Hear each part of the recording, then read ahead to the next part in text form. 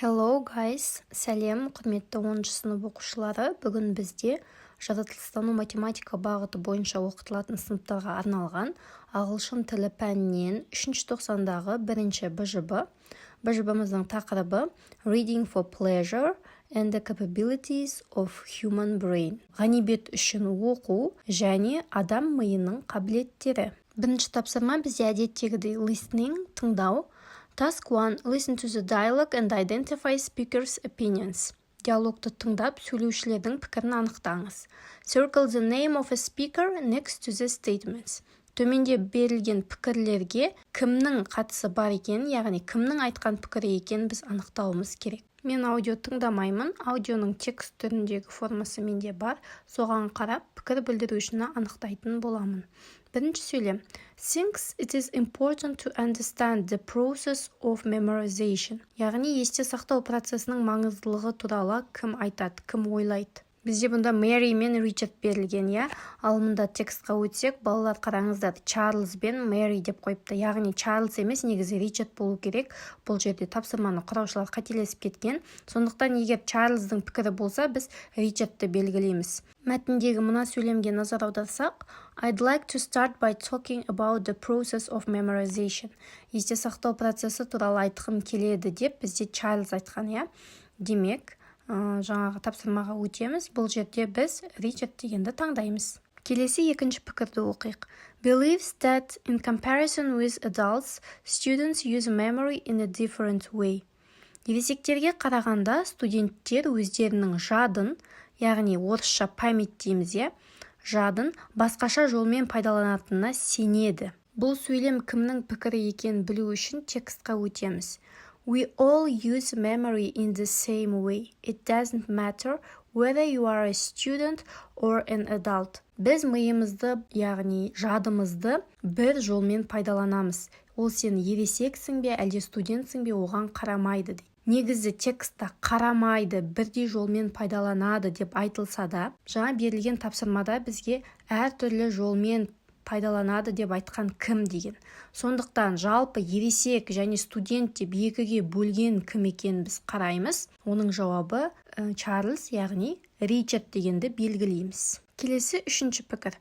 Always forgets about a shopping list.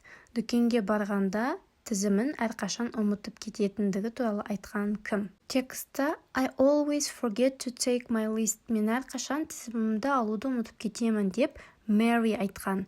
Демек, бұл пікір Мэридікі. Тапсырмаға өтіп, үшінші сөйлемнің тұсында Мэриді белгілейміз. Келесі төртінші пікір. Suggest to use your dog's name to memorize things.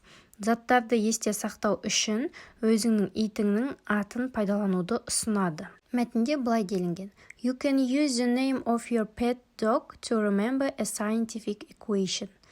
Яғни, итіңнің атын пайдалануды кім айтқан қараймыз? Чарльз. Демек, тапсырмаға өтіп, Ричардты белгілейміз. Келесі соңғы пікір. Cannot believe that associations really work. Ассоциация мен есте сақтау жұмыс жасайтынына онша сене бермейді. Мәтінде Чарльздың ассоциация туралы айтқанына Мэри былай жауап берген. It sounds too good to be true. Яғни, онша сеніңкіремейді. Сондықтан соңғы пікір ол Мэридікі. Осымен бірінші listening тапсырмасы аяқталды. Екінші бізде speaking, яғни сөйлеу. Бізге осы бөлімде атақты адамның биографиясы, яғни өмір баяны берілгені болатын. Енді біз қазіргі БЖБ-да өзіміз кез келген бір танымал адамның өмір баянын алып, сол адамның өмір баянынан 3-4 факт келтіріп, соны презентация жасап қорғауымыз керек. Яғни, мұнда плакат жасаңыздар деген, оны енді сыныпта мұғалімдеріңіз қалай ұйымдастырады, соған байланысты. Ал қазір мен өзім мысал ретінде сіздерге қазақтың танымал әншісі Роза Рымбаеваға қатысты 3-4 фактпен бөлісетін боламын. Мысал ретінде соны алсаңыз болады, немесе өзіңіз жақсы көретін бір танымал адамның өмір баянынан 3-4 факт алып қорғасаңыз болады. Бұл жерде сіз жұп болып, немесе 3 адамнан тұратын топ болып жұмыс істеуіңіз мүмкін. Бәрі сыныптағы апайыңыздың, мұғаліміңіздің айтқанына байланысты болады. Тапсырманы бағалау барысында мұғаліміңізбен қатар сыныптастарыңыз да қатысатын болады. Олар сіз өзіңіздің презентацияңызда факттерді пайдаландыңыз ба, және презентацияны қорғауға барлық топ мүшелері қатысты ма, соны қарайтын болады. Сондықтан белсенді болып, барлықтарыңызды қатысуға шақырамын. Қазір мен сіздерге Роза Рымбаеваның өмірінен фактілер келтіремін. Барша тмд елдеріне танымал Роза Рымбаева апамыздың өмірінен фактілер. Бірінші, Роза Рымбаева is often called Golden Voice of Central Asia and the Kazakh Nightingale. Роза Рымбаева Орталық Азияның алтын дауысы және қазақтың бұлбұлы деген атқа ие. Екінші, in 2013, she became the face of the Italian clothing brand Imperial. 2013 жылы ол Imperial деп аталатын итальяндық киім брендінің бет бейнесіне айналды. Үшінші, a Barbie doll with facial features of Роза Рымбаева has been released in Kazakhstan. Қазақстанда Роза Рымбаеваға ұқсайтын бет-әлпет ерекшеліктері бар Барби қуыршағы шығарылды. Келесі соңғы факт.